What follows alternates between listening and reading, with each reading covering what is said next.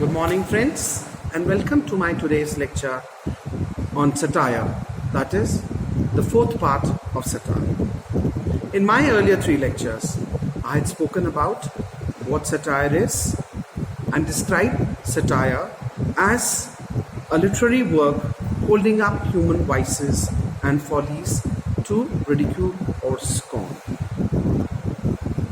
It is a genre of literature and performing arts, usually fiction and less frequently in non-fiction, in which vices, follies, abuses and shortcomings are held up to ridicule, with the intent of shaming individuals, corporations, government or society itself into improvement.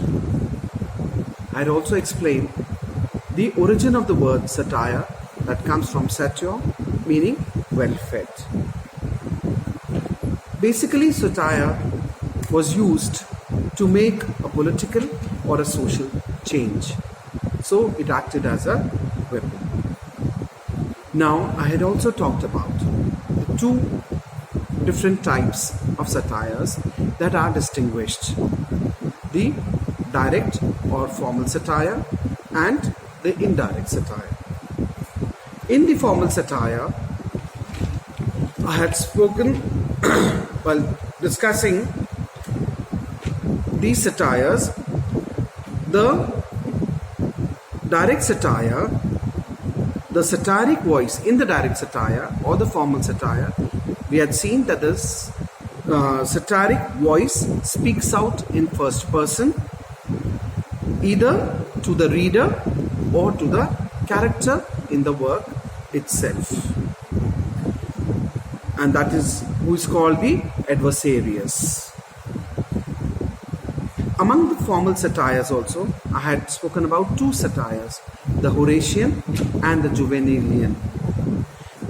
Describing the Horatian satire, I had said that in Horatian satire, the character of the speaker is that of an urbane, witty and tolerant man of the world who is moved more often to the wry amusement than to indignation at the spectacle of human folly, vices, etc.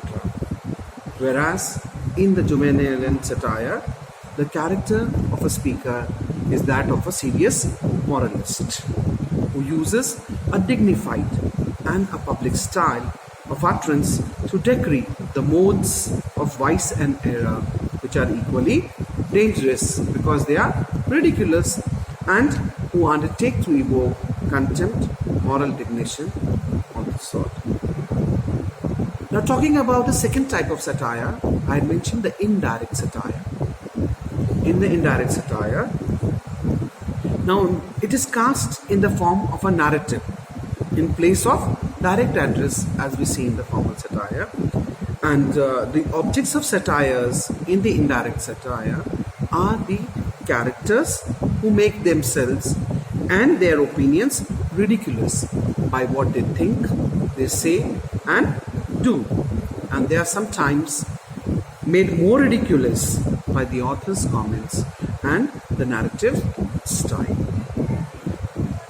I'd also mentioned one type of the indirect satire, that is the Manipian satire, which had been taken from the Greek originator, the philosophical cynic Manippus.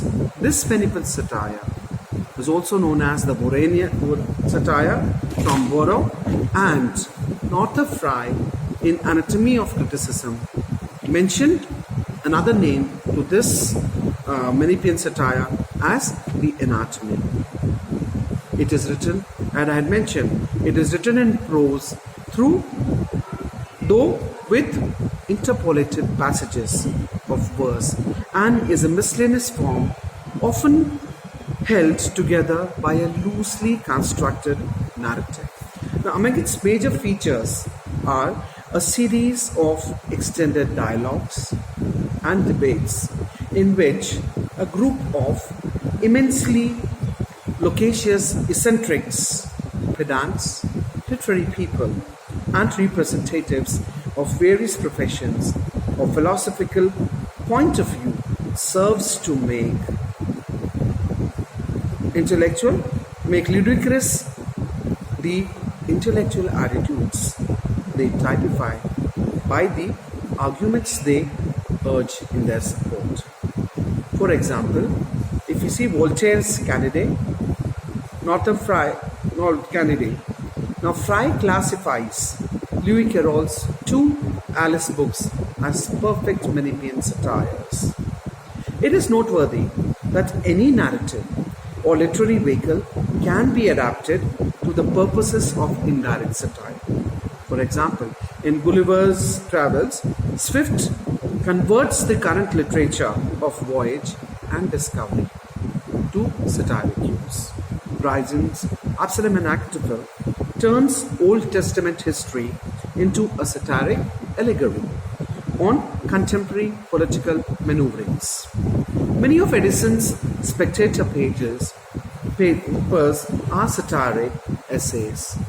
Now, Byron's Don Juan, Ben Jonson's The Alchemist, Wycherley's The Country Wife, and G.B. Shaw's Arms and the Man are satiric plays. T.S. Eliot's The Waste Land employs motifs from myths in a verse satire directed against the spiritual dearth in the contemporary life. Most modern satire, however, is written in prose and especially in the novelic form. For example, Evelyn Waugh's The Loved One, Joseph Feather's Catch-22, and so on. Good English satire has been written in every period, beginning with the Middle Ages.